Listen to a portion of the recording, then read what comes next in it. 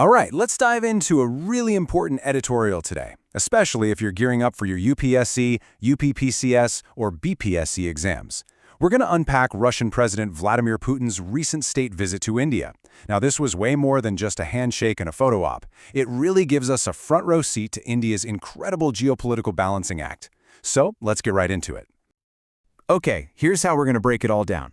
First, we'll look at why this visit was so significant. Then, we'll zoom out to the bigger geopolitical picture. After that, we'll get into the benefits and the limitations of this partnership. We'll also see how other global powers reacted. Then, we'll tackle India's core foreign policy idea, strategic autonomy. And finally, we'll wrap up with the key takeaways you'll need for your mains answers. So let's kick things off with Section 1, a visit of significance. We're really asking, what was the political value here for both Russia and India? Oh, for President Putin, this trip was a huge political win. I mean, think about it. He's facing all these Western sanctions, a lot of international isolation because of the war in Ukraine. So getting a warm, high-profile welcome in a massive democracy like India, that sends a powerful message. It kind of screams international legitimacy, right? It pushes back on the narrative that the whole world is against him, and you can bet that plays incredibly well back home in Russia. Okay, so that's what Russia got out of it. But what about India? To really get that, we need to look at the bigger picture, the whole geopolitical context. The world's alliances are shifting, and that has a huge impact on India. Yeah, this visit really didn't happen in a vacuum. You've got this tale of two partnerships playing out. On one side, you have India-United States relations.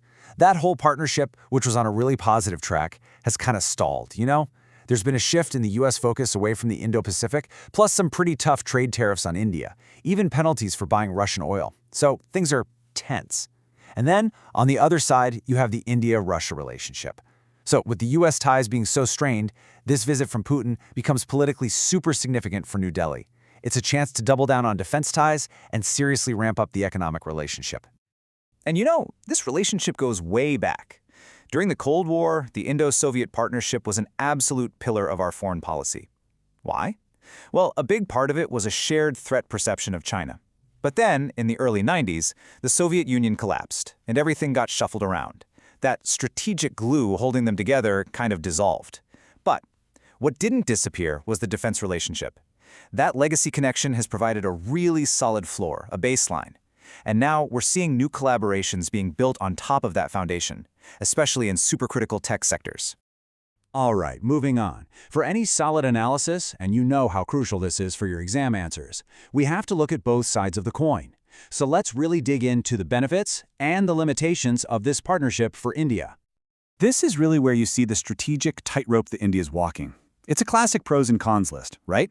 On the benefits side for India, you've got some major wins. Access to absolutely critical defense technology. We're talking things like nuclear submarines and the S-400 system. Plus, there's collaboration in advanced nuclear energy. And hey, Russia has historically been a pretty stable and reliable partner. But then you look at the limitation side, and the challenges are huge. For one, it risks upsetting Western partners like the US and Europe. But the real kicker?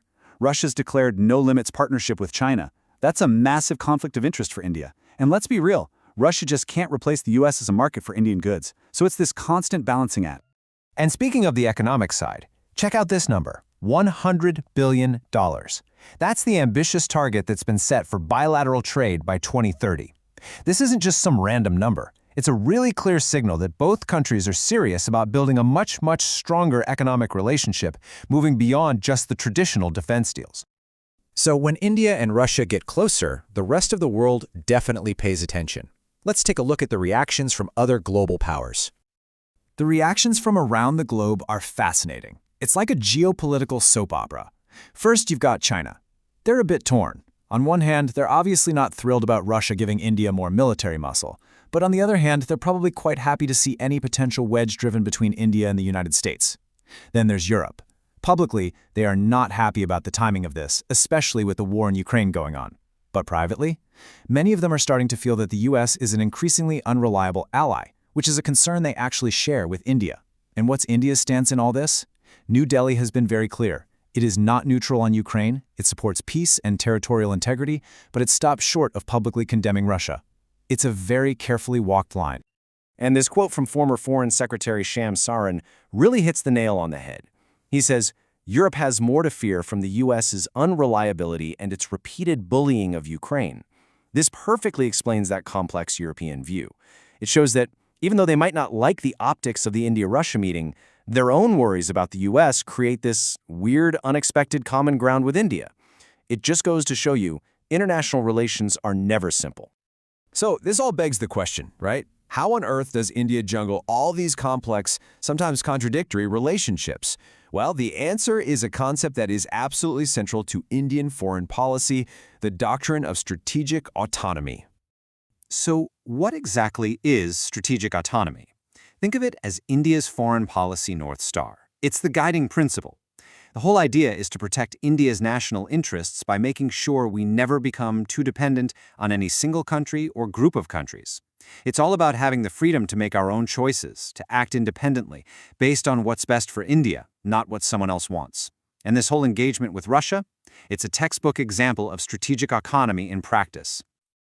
Okay, let's switch gears. We're now at the most important part for your exam prep. We're going to boil everything down to the key takeaways that you can use when you're writing your mains answers. All right, here are your revision points. Get ready to jot these down. First, Putin's visit was a big political win for Russia, especially given its isolation. Second, remember the context. This happened while India-US relations were stalled, which created an opening. Third, defense cooperation is key. Think S-400, think nuclear submarines. Russia is still a vital partner there. Fourth, the economic piece. That $100 billion trade target by 2030 is a huge indicator of deepening ties. Fifth, and this is your crucial counterpoint, the major limitation is the Russia-China no-limits partnership. That puts a ceiling on how far the India-Russia relationship can go. And finally, the core principle tying it all together, everything India is doing here is a perfect demonstration of its policy of strategic autonomy. Okay, to put all this into practice, here is a question for you to think about for your mains exam. In the context of shifting global alliances, critically analyze how India's recent engagement with Russia reflects its doctrine of strategic autonomy. Discuss the associated opportunities and challenges for Indian foreign policy. Give it a shot using the points we just covered. See you again tomorrow with an important editorial. For this, subscribe to the YouTube channel Unlock UPSC. Thank you.